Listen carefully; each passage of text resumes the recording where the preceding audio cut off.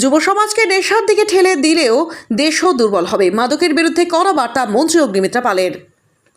উত্তরবঙ্গ সফর শেষ করে কলকাতা ফেরার আগে বাগডোগরা বিমানবন্দরে সাংবাদিকদের মুখোমুখি হয়ে মাদকের বিরুদ্ধে কড়া অবস্থানের বার্তা দিলেন রাজ্যের পুর ও নগরোন্নয়ন মন্ত্রী অগ্নিমিত্রা পাল। তিনি বলেন, যুব সমাজকে নেশার কবলে ঠেলে দেওয়ার যে অপচেষ্টা চলছে তার বিরুদ্ধে কঠোর ব্যবস্থা নেওয়া হবে।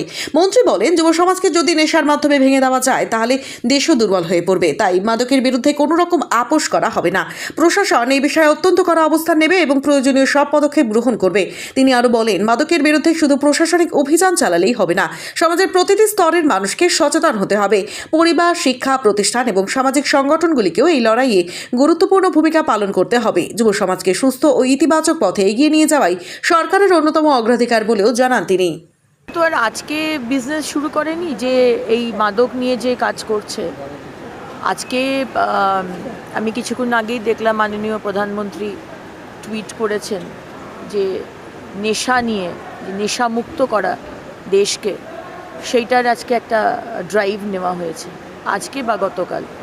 এবং আপনাদের এখানেও শিলিগুড়িতে এবং বর্ডার এরিয়ায়, বর্ডার ডিস্ট্রিক্টে যেভাবে নেশাগ্রস্ত হয়ে পড়ছে আমাদের আগামী প্রজন্ম, এবং গতকাল আমাদের যে মুখোমুখির প্রোগ্রাম হয়েছে সেখানেও এরকম কোয়েশ্চেন আমাদের কাছে এসেছে যে সাংঘাতিকভাবে নেশাগ্রস্ত হয়ে পড়ছে এখনকার ছেলেমেয়েরা। এবং সবাই যে গরিব তা নয়, উনি বলছেন অনেক ভালো বাড়ির ছেলেমেয়েরাও রয়েছে যারা রাস্তায় বসে, শ্মশানে বসে, বিভিন্ন জায়গায় বসে নেশা করছে।